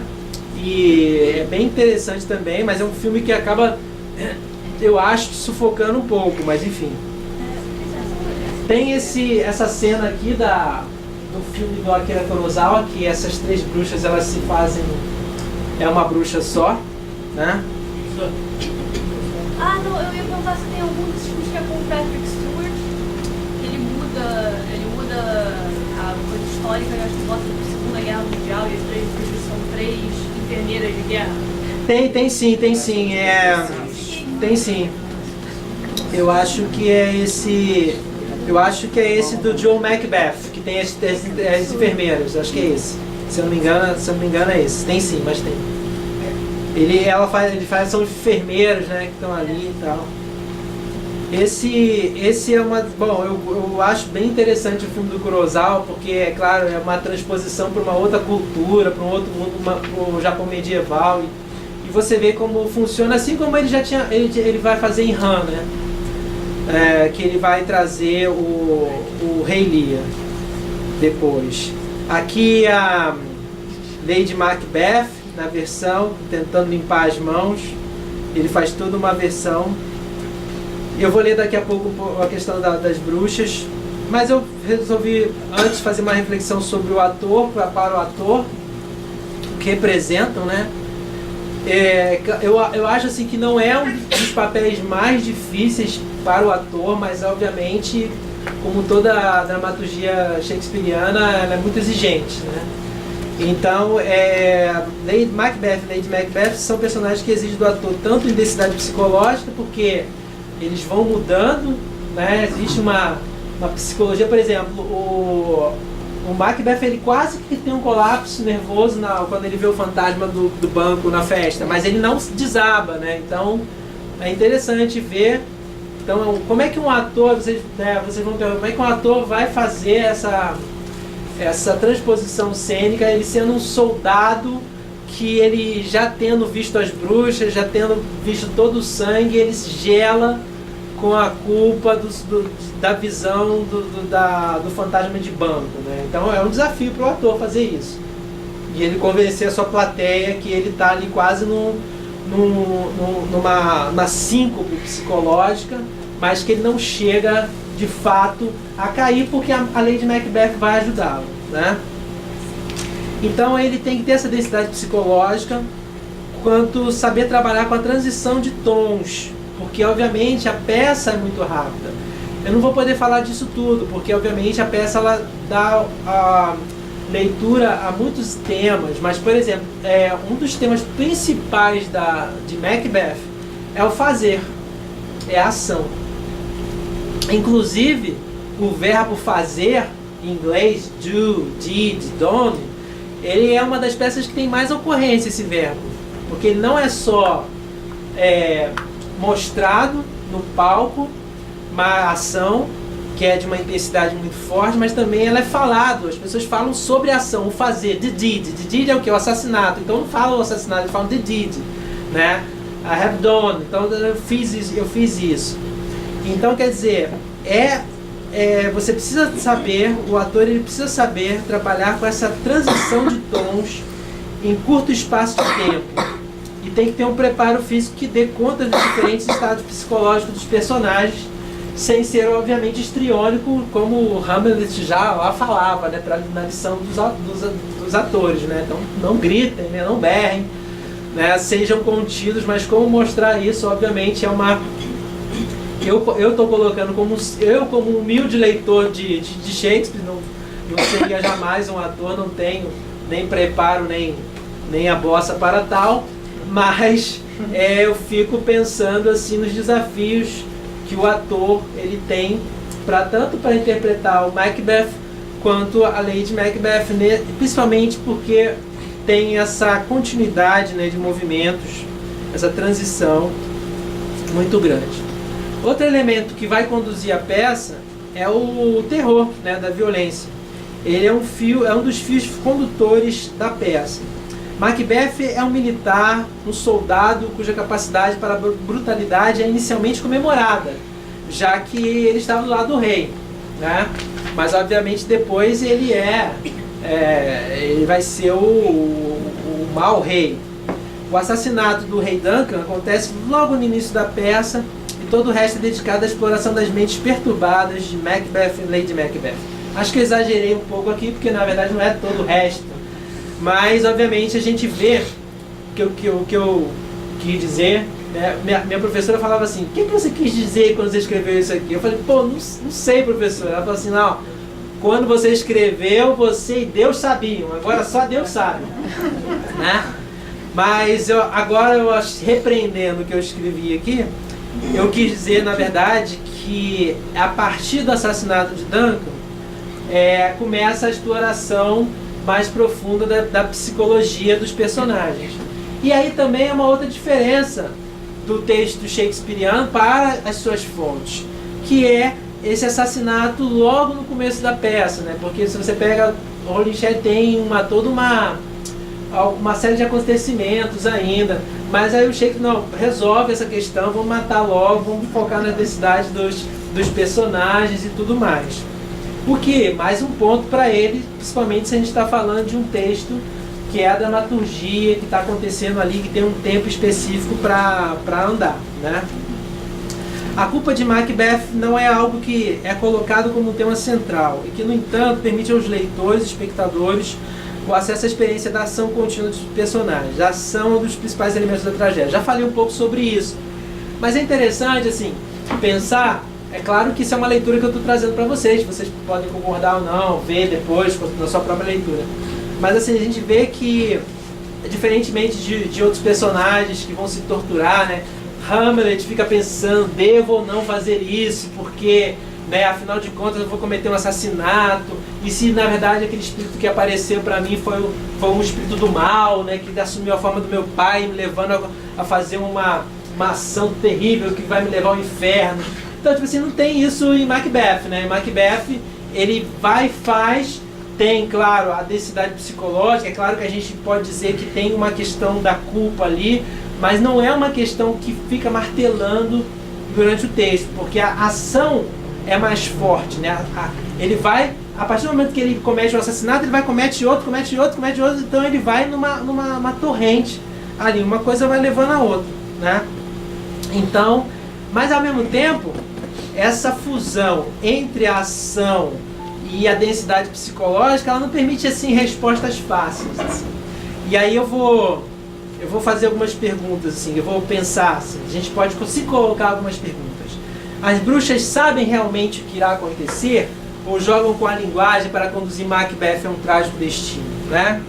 E Macbeth teria matado o rei Duncan sem a pressão de Lady Macbeth? Eu não sei.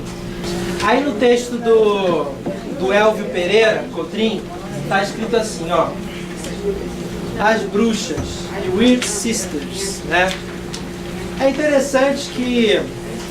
Vamos ler, porque eu acho que o texto dele é melhor do que se eu ficasse falando aqui.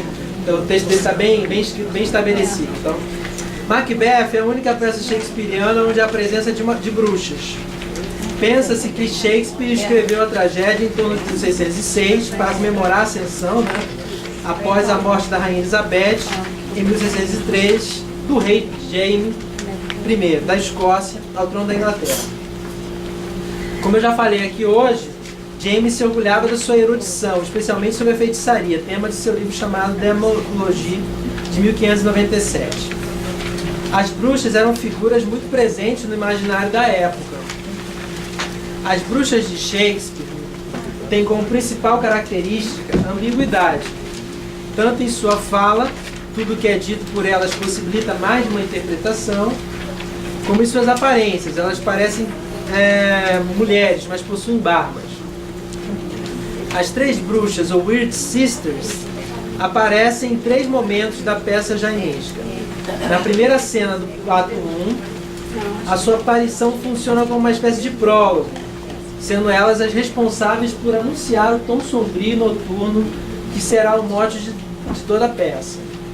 Logo depois, no mesmo ato, na cena 3, surgindo diante de Macbeth Banco, saudando Tene como rei, servindo-se de palavras ambíguas, desaparecendo em seguida sem dar respostas claras ao general. No ato 3, cena 5, as bruxas se encontram brevemente com Hecate, nessa cena que eu falei que muitos diretores suprimem, porque ela é atribuída a outro dramaturgo, né? E finalmente, no ato 4, cena 1, as bruxas são encontradas pelo agora rei Macbeth numa caverna escura, onde ele as questiona sobre o seu destino. Embora os personagens apareçam brevemente na peça, elas são simbolicamente importantes para a decorrência da mesma. Elas nunca aparecem separadamente, portanto devem ser analisadas como um todo singular. Ao caráter ambíguo de sua fala e gênero, somam-se o caráter absolutamente incerto de sua natureza e intenção, já afirmado na primeira cena do primeiro ato, Fair Fall and Foul is Fair. No que diz respeito a esse artigo, abordarei, com exceção do encontro de Hecate, todas as cenas acima mencionadas. Mas a gente não vai ler tudo, a gente só vai ler a parte que interessa a gente aqui hoje. A tríade de divindades com dons premonitórios, para todo bom leitor, remete inevitavelmente às moiras gregas, cuja aparição também se dava num trio indivisível. Segundo Amanda Maybillard, em The Weird Sisters in Shakespeare's Macbeth, 2010, as irmãs são chamadas bruxas apenas uma vez na peça, mas são chamadas weird em 6. Então, embora a gente traduza sempre como bruxas, para o inglês tem uma grande diferença aí, né? A palavra weird vem do inglês antigo weird e significa sentido, destino. Então, apostamos que elas estão de algum modo associadas às 3 moiras da mitologia clássica. Como as moiras controlam o destino dos homens, chamam-las weird, e sugere que Macbeth não teria nenhum controle sobre as suas ações, e que suas ações independiam dele. Isso é uma outra pergunta que a gente pode fazer também, né? Será que ele era o senhor de suas ações? Ou será que as suas ações eram impulsionadas por esse fator externo, a partir do encontro com as Weird Sisters, né? Os três cineastas se apropriam da bruxa de diferentes maneiras. Orson Welles, apesar de todo o seu culto ao personagem central, desloca a posição dada às bruxas na peça em seu filme. Na medida em que enfraquece o viés político da peça, o diretor dá um novo tratamento à questão da religião, tendo as bruxas como agentes do caos e sacerdotisas do inferno. Sacerdotisas do inferno. Segundo descreve Miranda, o filme demonstra uma clara oposição entre os galhos bifurcados. Aí também tem, né, toda uma imagética do filme, que obviamente também parte da imagética do teatro, e cada diretor vai criar a sua própria imagética. Aqui no caso do Orson Welles, né, tem esses galhos bifurcados das bruxas que vão se opor aos crucifixos escoceses, numa comparação de símbolos pagãos e cristãos, cada qual representando um jogo de forças maniqueístas. As bruxas ocupam o papel dos demônios, responsáveis pela danação moral do protagonista, lembrando que tudo neste filme ocorre em função de Macbeth. Elas têm sua ambiguidade preservada apenas na fala, sendo retratadas como mulheres comuns, não havendo dúvidas em relação ao seu sexo. No que diz respeito à aparência, parece-me impossível que as bruxas de Welles sejam capazes de provocar medo ou espanto no espectador. O ato 1, cena 1 da tragédia escocesa se transforma numa espécie de prólogo do filme, em que as bruxas preparam um feitiço, moldando um voodoo com as feições de Macbeth, coroando ao fim o boneco de barro. Entenda essa alegoria do voodoo como um controle absoluto delas sobre o Dane, né? Aí ele vai falar um pouco mais sobre a versão de Welles. Eu vou pular um pouco, depois eu deixo a leitura para vocês. Vamos pular aqui para a próxima página. E ele vai dizer assim: já no filme de Kurosawa, as Weird Sisters são completamente reconfiguradas. Não se trata de três bruxas, mas de um espírito da floresta, que em japonês é Mononoke. Sempre agirá um tear, que para o japonês é uma metáfora do destino. Então vocês percebam como é que esses diretores, eles não estão brincando, eles fazem leituras profundas do texto, né? Então quer dizer, se o tear no Japão é a alegoria do destino, é claro que o Kurosawa fez toda uma leitura das moiras gregas, que também tinham relação com o destino, né? E elas tinham essa figura do tear também, do fio, com elas umas partes também, que é uma tradição. É verdade, né? E aí, segundo Miranda, devido à transposição da tragédia para o contexto cultural japonês, ocorre na versão fílmica de Kurosawa uma aproximação da personagem com elementos tradicionais deste país, como o teatro no e o gênero literário conto de terror japonês, ou kaidan. Aliás, não existem fantasmas sem propósito como no Ocidente. Quer uma aguinha? Pega a aguinha aqui. A ideia de um fantasma vingativo é bastante comum, como no Ocidente, mas a ideia de um trio de bruxas malévolas está bem longe da imaginação japonesa, pelo menos naquela época, né?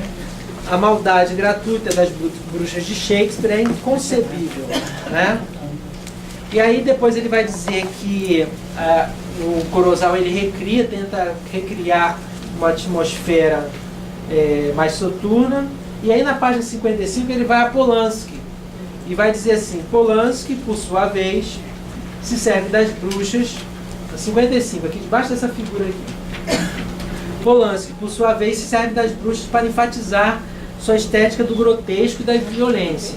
Então vocês veem que são três diretores, três visões diferentes. Lá em Orson Welles estava o estranhamento, mas não estava o grotesco nem a violência, né? Aqui as bruxas são retratadas como seres abjetos, distintas entre si e ambíguas. Há uma bruxa jovem, uma bastante velha e uma cega. As Weird Sisters representam, tanto no filme do diretor polaco quanto no de Kurosawa, a natureza cíclica da história. Na cena inicial, vemos as bruxas executando uma espécie de ritual, cavando um buraco, onde enterram uma corda de enforcado, um antebraço, uma adaga, adicionando alguns ingredientes que aí eu deixei de fora, né? Mas é os ingredientes que é importante para o filme de Kurosawa, né? Mas vocês vejam bem aí, através dessa leitura desse texto, que se chama Reconfiguração das Figuras Femininas Demoníacos em Macbeth, do Elvio Pereira Coutinho de Freitas, que, né, as figuras das bruxas têm um papel fundamental dentro dessa trama. E, obviamente, cada diretor, seja de cinema, que vai transpor a peça para o filme, ou do próprio teatro, ele vai ter uma visão diferente, vai enfatizar e construir esses seres de uma determinada maneira. Outro elemento que a gente vê nesse texto que é importante é que, na verdade, esses seres, né, têm uma tradição bem antiga no mundo ocidental, ligadas lá, né, às moiras gregas, enfim, às parcas e tudo mais. Quer dizer, é uma tradição que não é, do mundo do Renascimento, mas que é retomada pelo Renascimento, que é, claro, como vocês sabem, uma das características do Renascimento, que é retomar esses elementos das idades clássicas e do mundo greco-romano para o mundo ocidental da Renascença, né? Aí vamos continuar aqui para a gente já pegar mais um ponto para ler o próximo texto, né? E aí, Macbeth teria matado o rei Duncan sem a pressão de Lady Macbeth? Então, a gente vai ver aqui essa relação entre Macbeth e Lady Macbeth, né, agora. Então, quer dizer, o Macbeth é o elemento identitário central, no qual operam forças externas com enorme força, tais como as bruxas, ou as suas profecias, né, que na verdade seria as suas profecias, seria o seu discurso enviesado que vai atingir Macbeth, vai impulsioná-lo à ação. Mas ali, ó. Mas eu já vou para aí já. Peraí. Na verdade, assim, é laca. Então, na verdade, ou a sua própria mulher, né? Que a sua própria mulher, quando ela sabe que ela tem essa possibilidade de se tornar rainha, também ela vai pressionar o seu marido à ação, principalmente mexendo aí com a sua masculinidade. Lady Macbeth é uma das forças que impulsionam a ação de Macbeth. No entanto, se inicialmente Shakespeare nos faz acreditar que Macbeth entrará em colapso logo depois do seu ato, ou seja, do assassinato, né? Ou na cena em que vê o fantasma de banco, nos revelando uma Lady Macbeth que toma a diretriz da ação, ou que como um ser assexuado faz de tudo para tomar o poder, logo Shakespeare nos faz perceber o alto custo de seu sacrifício, nos mostrando uma Lady Macbeth que perde a sanidade na tentativa de limpar as suas mãos e em um sonambulismo que não parece ter fim. E a peça nos dá um dos poucos casais que trabalham cooperativamente na dramaturgia shakespeariana. Eles inicialmente trabalham de forma dependente, mas pouco a pouco a sua relação se desfaz. Então, por isso que eu trouxe esse texto aqui da professora Fernanda Teixeira de Medeiros, que é professora da UERJ, uma grande professora, uma grande conhecedora de Shakespeare. E ela escreveu um texto chamado Até que a Morte nos Una, 3 casais trágicos shakespearianos, que ela vai falar de Romeu e Julieta, Antônio e Cleópatra e de Macbeth e Lady Macbeth. A gente vai ler só, obviamente, um trechinho aqui, né? Então ela vai escrever aí, ó. Não sabemos como se conheceram. Nem isso aqui embaixo, tá? Ó, logo aqui embaixo. Não sabemos como se conheceram, nem sabemos sobre os seus filhos, ou se tiveram e perderam, ou nunca chegaram a gerá-los. Já os vemos como casal constituído quando a peça se inicia. E eu falei para vocês há pouco que essa questão dos filhos, das crianças, também é explorada por alguns diretores que vão mostrar, né, crianças passando, ou nesse próprio último filme do casal tem uma criança que fica ali, mas que você não sabe de onde vem, né? O take inicial do filme é um bebê morto, né? Também, que faz uma referência a uma provável perda, né? Isso mesmo. E um casal que podemos imaginar apaixonados, erotizados. A adaptação de Roman Polanski para o cinema nos dá uma boa caracterização dessa dupla, que para o cineasta era jovem, bela, ambiciosa e voluptuosa. Entre eles existe algo a que Macbeth chama de parceria, palavra-chave em um casamento, e que possivelmente designa de forma mais racional aquilo que Romeu e Julieta experimentaram como o ser apenas um, e que Antônio e Cleópatra tentaram consolidar enquanto business love story. Quando Macbeth escreve para sua Lady, relatando-lhe o encontro com as bruxas e as profecias por elas proferidas, dirige-se à esposa da seguinte maneira: tudo isso julguei por bem comunicar a ti, minha adorada parceira de grandeza, para que não percas os dividendos do regozijo, ficando na ignorância da grandeza que te é prometida. Então, de certa forma, essa carta já incita e excita, né? Ela, poxa, agora eu vou ser rainha, né? Tipo assim. Ao ler a carta, Lady Macbeth parece ser mais do que uma parceira. Assemelha-se a uma verdadeira coautora, pois não demonstra qualquer surpresa ou espanto com as notícias, acolhendo as informações sem qualquer questionamento. Tem essa coisa também do sobrenatural, a gente aceita o sobrenatural de forma tranquila. Não, as bruxas falaram, isso mesmo.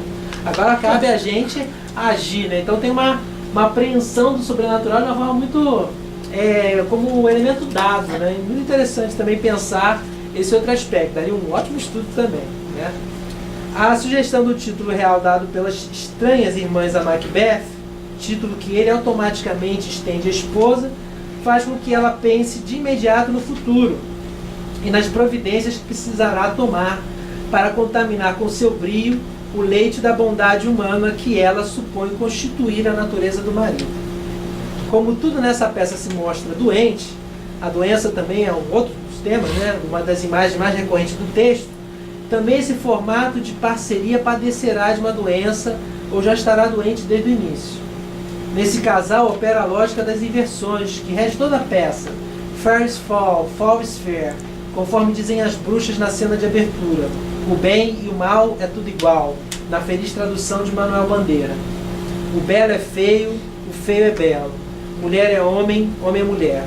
Masculinidade e feminino confunde-se nos Macbeth, cabendo a ela de início as funções comumente atribuídas aos machos: ímpeto, bravura, ousadia. Até o momento do assassinato, ela funciona nesse regime. A partir da coroação de Macbeth, os vetores começam a se inverter. Em um dos diálogos mais famosos e contundentes da peça, o traço cômico que se enxerga com bastante facilidade em Antônio e Cleópatra e Romeu e Julieta, e que se mostra ausente em Macbeth, a não ser pela cena de alívio cômico envolvendo o porteiro do castelo de Inverness, pode ser entrevisto no comportamento estereotipado de casal adotado pelos cônjuges. A cena poderia soar típica de uma comédia de costumes, não fosse o tema tratado o assassinato de um rei, que ademais era hóspede deles por uma noite. Em momento de excitação, durante a festa que celebrava a visita de Duncan no seu castelo, Macbeth decide comunicar à esposa que não vão mais levar avante esse negócio. Ao perceber o marido refugando, ela se toma de revolta e coloca seu amor e sua hombridade em questão, ou seja, coloca o amor do Macbeth e a masculinidade dele em questão, né? Lady Macbeth: estava bêbada da ambição que vestias e dormiu, e acorda para olhar pálida, verde, para o que livre pensara? Doravante julga assim o teu amor. Que fé então levou-te a sugerir-me tal empresa, quando ousaste? Quando ousaste é que foste homem, quer dizer, agora você não é mais, né? Um homem, agora não é mais. A julgar por essa fala, que é bem forte, né? A mulher cobrando o seu homem uma atitude, né? A promessa, a atitude masculina. A julgar por essa fala e pelo diálogo como um todo, não há nenhum problema ético com que Lady Macbeth se veja confrontada, a não ser o cumprimento de um combinado. Sabe aquela viagemzinha de fim de semana que você prometeu fazer comigo? Como é que pode desistir e me deixar tão frustrada, né? Ela dá um exemplo assim. É um verdadeiro choque em que pese a beleza das falas, nos darmos conta de que o que leva Macbeth finalmente a matar o rei Duncan, ao menos na camada textual mais superficial, claro, na leitura da professora, vocês podem fazer outras leituras, né? É o fato de ter dito à mulher que o faria. Para ser um bom marido, um maridão, ou para poder transferir para ela toda a culpa que lhe pesava a alma, aproveitando-se da parceria em seu aspecto mais doentio, abrindo mão de forma calculada e conveniente de sua identidade culpada para alojá-la na esposa. Uma vez cometido o crime, ele mata o rei e ela completa, fazendo a direção de arte da cena, a qual ele não ousa retornar. O laço entre os dois começa a se desfazer. É curioso como Lady Macbeth, que se mostra tão veemente e ardilosa no início da peça, revela-se uma esposa tola, mulherzinha, até ingênua, ao nos fazer pensar que, no fundo, acreditava ser possível matar o rei e curtir a coroa. O feito já está feito, ela dirá ao marido perturbado, ostentando uma total falta de contato com sentimentos como culpa, remorso, responsabilidade. E isso cabia a ele na parceria que estabeleceram. Era dele o leite da bondade humana. O comportamento de Lady Macbeth nos permite supor que seu ímpeto cruel era, na verdade, fruto de uma tremenda imaturidade, de uma tremenda falta de autoconhecimento, de uma crença quase infantil no poder das aparências. Ser a inocente flor que nutre a víbora, ordena ela ao marido, sem saber que todo o texto da peça conspira para mostrar que as aparências são enganosas, justamente porque são fugidias, temporárias, precárias. Após o regicídio, ao passo que Macbeth se torna um assassino em série, procedendo uma brutal queima de arquivo para garantir o posto, Lady Macbeth se aproxima da loucura e do sonambulismo, na perda de seu querido parceiro e do futuro brilhante que almejava para ambos. Aos poucos, ele se torna ela, empedernido, frio, calculista, ingênuo em sua ilusão de grandeza, e ela se torna ele, culpada, ensimesmada, incapaz de fluir do sono que Macbeth imagina ter liquidado, né? Então, vou parar de ler aqui, porque tem outras coisas interessantes, depois vocês continuem lendo. Mas essa, vocês perceberam pelo texto muito bem escrito da professora Fernanda, né?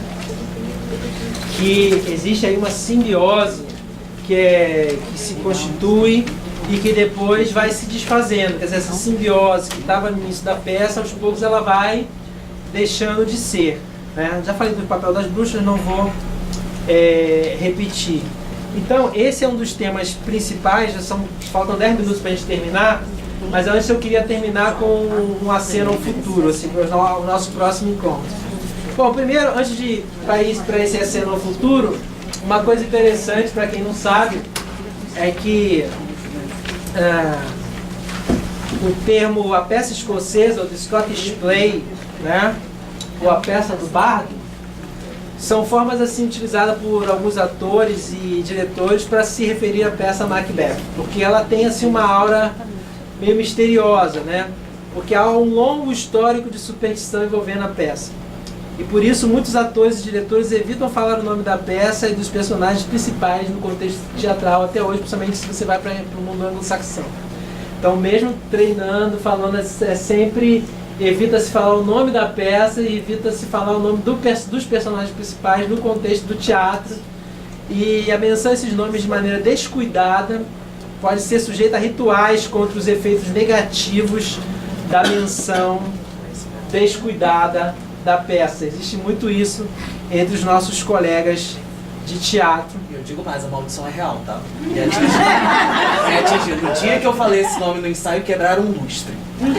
Então, tem que se saber que os atores, os diretores sabem os rituais contra esse problema e eles utilizam bastante, né?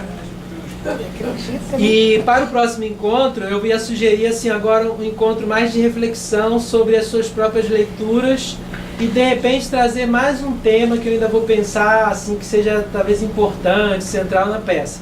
Eu fiz algumas perguntas para deixar para vocês, que é sugestão, obviamente, não é que vocês, não estou dando dever de casa para ninguém.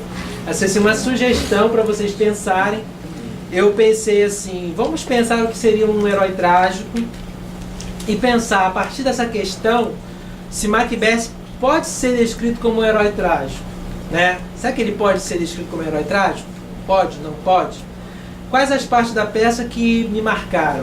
Quer dizer, aí é na sua própria leitura. E por que elas me marcaram, né? Como o caráter de Macbeth muda ao longo da ação? E quais as razões para a sua queda? Né? Como Macbeth pode ser comparado a outros personagens centrais de Shakespeare? E vamos ver, de repente, pensar em visão de atores e diretores. Fair thoughts and happy hours attend on you. Fair thoughts and happy hours attend on you. Fair thoughts and happy hours attend on you. Eu comecei e terminei essa apresentação com um ritual de proteção para todos nós. Muito obrigado. Até a próxima.